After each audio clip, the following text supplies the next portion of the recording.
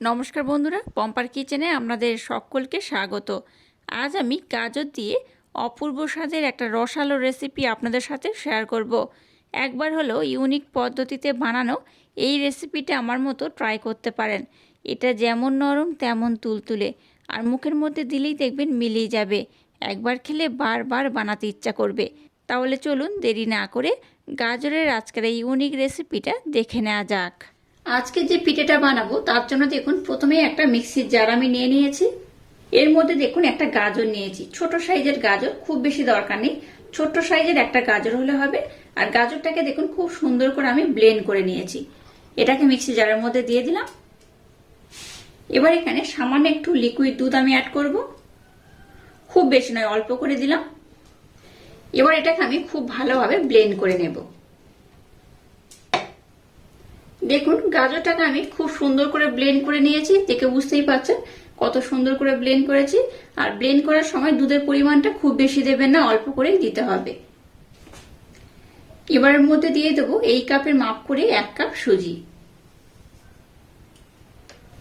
আবার এখানে লিকুইড দুধ অ্যাড করব। দুধটাকে ঘন করে জাল দিয়ে ফুটিয়ে রেখেছি, দেখে বুঝতেই পারছেন।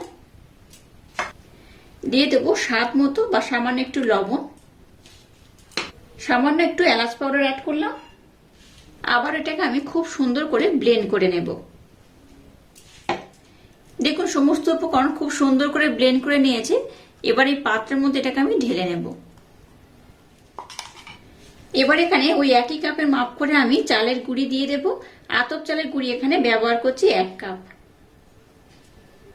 আর ওই একই কাপের মাপ করে 1 কাপ এখানে আমি ময়দা অ্যাড করব। এবার হাত দিয়ে সমস্ত উপকরণ খুব সুন্দর করে কিন্তু মাখতে হবে। এই মিশ্রণটাকে যত সুন্দর করে মেখে নেবে আজকের পিঠের রেসিপিটা কিন্তু ততটাই অপূর্ব হবে, অসাধারণ হবে। এবার একটু হালকা গরম জল এখানে আমি অ্যাড করব। আগে যেহেতু আমি লিকুইড দুধ দিয়েছি, আপনারা চাইলে এই ব্যাটারটা কিন্তু এই গরম জল না দিয়ে হালকা গরম দুধও এখানে ব্যবহার করতে পারেন, তাতে করেও আরো পিঠের রেজাল্টটা কিন্তু ভালো হবে। তো আমার হাতের কাছে অল্প পরিমাণে লিকুইড দুধ ছিল, সেটা আমি ব্যবহার করে নিয়েছি। এবার এখানে আমি একটু গরম জল দিচ্ছি, একদম হালকা গরম জল ব্যবহার করছি। আর মিষ্টটাকে কিন্তু কোনো হাতা দিয়ে বা ব্লেন্ডারে ব্লেন্ড করার দরকার নেই, এইভাবে হাত দিয়ে কিন্তু সুন্দর করে মাখতে হবে। আর এখানে খুব বেশি জলের ব্যবহার করা যাবে না। কেন ব্যবহার করা যাবে না আমি আপনাদের বলে দেব। এইভাবে খুব সুন্দর করে কিভাবে মাখাচ্ছি দেখুন, যত সুন্দর করে মাখাবেন, আবারও বলছি, এই মিশ্রণটার উপর ডিপেন্ড করবে আজকের পিঠেটা কতটা সুন্দর হবে। দেখুন 5 থেকে 7 মিনিট সময় দিয়ে মিশ্রণটাকে আমি খুব সুন্দর করে মেখে নিয়েছি, দেখে বুঝতেই পারছেন। খুব বেশি জল না দিয়ে অল্প জল দিয়ে এইভাবে কিন্তু প্রথমে সুন্দর করে মেখে নিতে হবে। আর এই দেখুন ঘনত্বটা কেমন রেখেছি, ঘনত্বটা এইরকমই রাখবেন। যদিও আরো পাতলা করতে হবে তবে সেটা একটু পরে আমি জল ব্যবহার করব। তার আগে এখানে একটা মেন উপকরণ আমি অ্যাড করব। এবার দেখুন ওই দুধের বাটিতে আমি নলেন গুড় নিয়ে নিয়েছি 1 বাটি, এখানে আমি দিয়ে দেব। মিষ্টির জন্য এখানে আমি নলেন গুড় ব্যবহার করছি।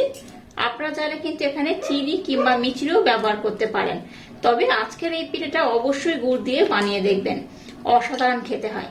ওই জন্য আমি এখানে আগে জলের পরিমাণ কম দিলাম, যেহেতু এখানে আমরা গুড়ের ব্যবহার করতে হবে, তাই আমি জল দিয়েছি। আর এইভাবে নলেন গুড় দিয়ে আজকে যে রেসিপিটা বানাচ্ছি একবার না বানালে ভীষণ মিস করবেন। আর যদি একবার বানিয়ে খান দেখবেন আপনাদের বারবার বানিয়ে খেতে ইচ্ছা করবে। আর এখন শীতের সময় গাজর দিয়ে এই পিঠেটা একবার হলেও ট্রাই করবেন।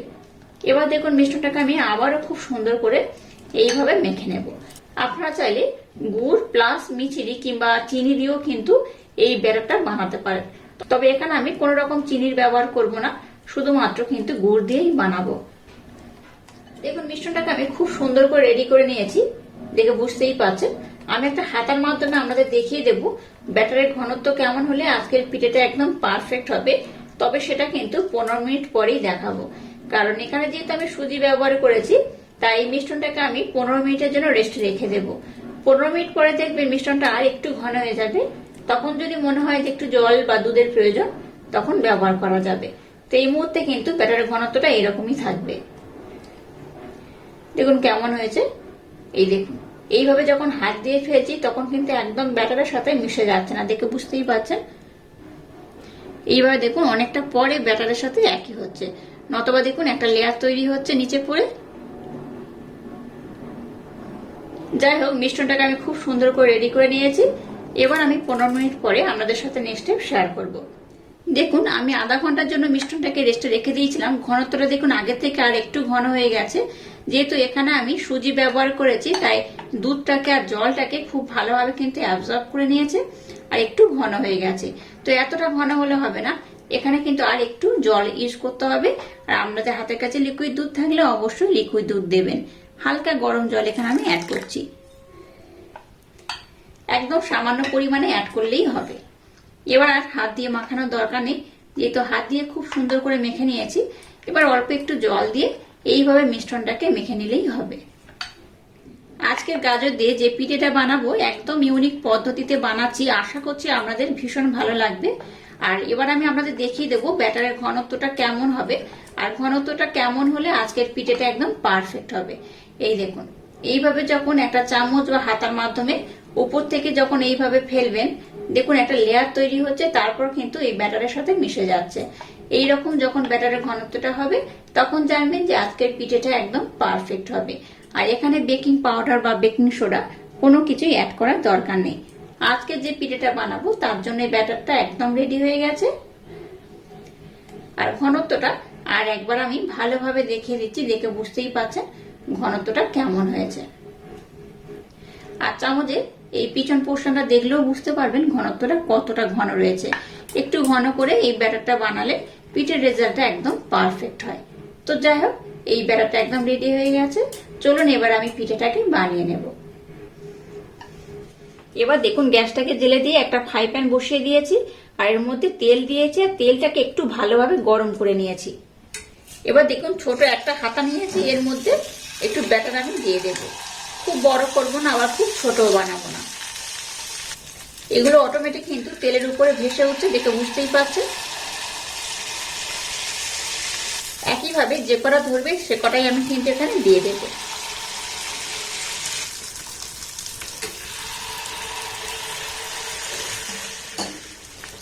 দেখুন এগুলো অটোমেটিক কত সুন্দর ভেসে উঠেছে, দেখে বুঝতেই পারছেন। কত সুন্দর কালারও হয়েছে দেখুন। আমি কিন্তু এগুলো ডুবো তেলে ভাজছি না, কম তেল দিয়ে এগুলোকে ভাজছি। দেখুন কতটা ফুলে গেছে আর কতটা সুন্দর হয়েছে। এইভাবে এই পিঠেটা আমার মতো বানিয়ে দেখবেন, আর দেখেই বুঝতে পারছেন আজকে বানাচ্ছি আমি মালপোয়া, মানে এখানে বানাচ্ছি গাজর দিয়ে। তো গাজরের মালপোয়া একবার হলেও আমার মতো বানিয়ে দেখবেন। মালপোয়া তো আমরা সবসময় নানা রকম ভাবে বানিয়ে থাকি, একবার এইভাবে বানিয়ে দেখবেন। মালপোয়াগুলো কিন্তু অসম্ভব মজাদার খেতে হয়, আর একবার খেলে বারবার আপনাদের বানাতে ইচ্ছা করবে। এখানে বেকিং পাউডার বেকিং সোডা কোনো কিছুই অ্যাড করিনি। আচ্ছা, গ্যাসের ফ্লেমটাকে কিন্তু এগুলো দেওয়ার পর একদম লো করে দেবেন। লো করে এটাকে খুব সুন্দর করে লাল লাল করে ভেজে নেব। আপনারা চাইলে কালারটাকে এইভাবেও রাখতে পারেন, আর একটু বেশি লাল করেও ভাজতে পারেন। এই পিঠেগুলো ভাজার পর আর একটা স্টেপ আমি কিন্তু এখানে কমপ্লিট করব। তার জন্য এই পিঠেগুলো স্বাদ দ্বিগুণ বেড়ে যাবে, সেটা কিন্তু অবশ্যই আপনারা ফলো করতে পারেন। আবার এই অবস্থায় পিঠেগুলোকে কিন্তু জাস্ট এইভাবেও সার্ভ করতে পারেন। তো যাই হোক, পিঠেগুলোকে আমি আর একটু লাল করে ভেজে নেব। পিঠেগুলোকে আমি আর খুব বেশি লাল করব না, এগুলো এইরকমই থাকবে। এবার এই পিঠেগুলোকে উঠিয়ে নেব। আর দেখুন কতটা ফুলকো ফুলকো হয়েছে আর কত সুন্দর দেখতে হয়েছে।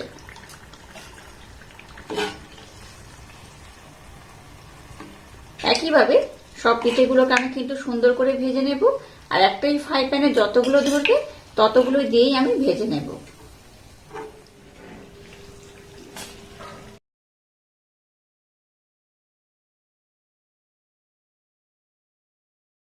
দেখুন গাজরের মালপোয়াগুলো একদম রেডি করে নিয়েছে, আর কত অপূর্ব দেখতে হয়েছে। দেখুন প্রত্যেকটা কিন্তু খুব সুন্দরভাবে ফুলকো ফুলকো হয়ে ফুলে গেছে।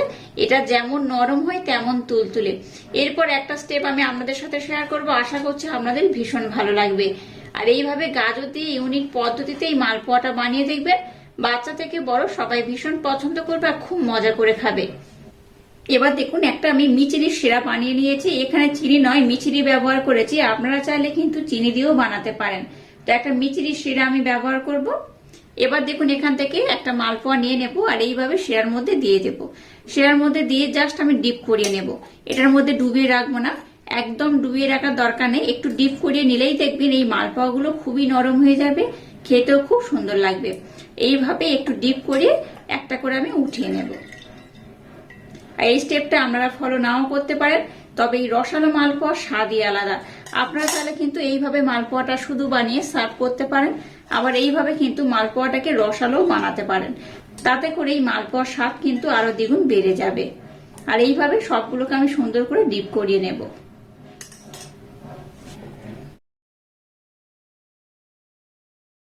দেখুন কিছু মালপোয়াকে আমি শিরার মধ্যে ডিপ করিয়ে নিয়েছি, আর কিছুটা কিন্তু এমনি রেখে দিয়েছি। এবার উপর থেকে শিরা আমি একটু দিয়ে দেব।